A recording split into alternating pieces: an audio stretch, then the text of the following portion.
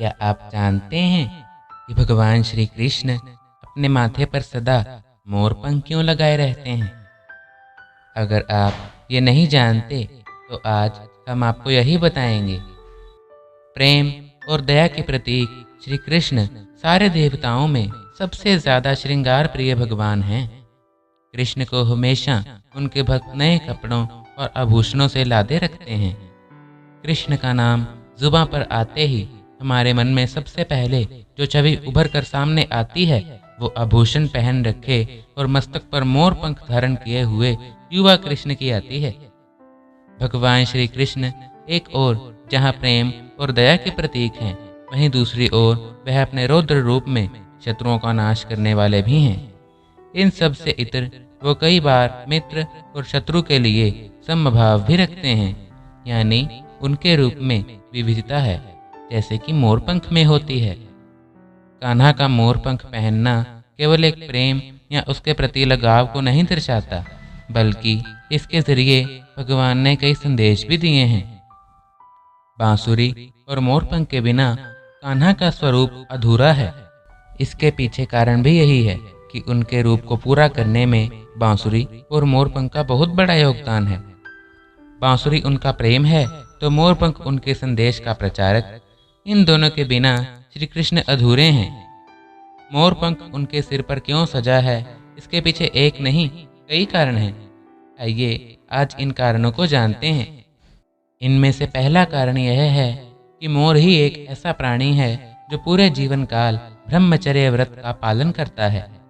यही नहीं, मोर वैसे तो अपने आप में मस्त और आनंदित रहता है, लेकिन यदि कोई उसे छेड़े या दुश्मनी करे तो वह उसका नाश कर देता है। ठीक इसी तरह भगवान श्री कृष्ण खुद में मस्त रहने वाले हैं, लेकिन यदि कोई उनसे शत्रुता ठानता है वह उसे किसी भी हाल में नहीं छोड़ते, वह उसका समूल नाश कर देते हैं।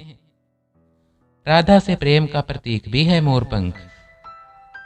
मोरपंख कान्हा के साथ रहने की एक बड़ी वजह उनका राधा से उनका अटूट प्रेम है।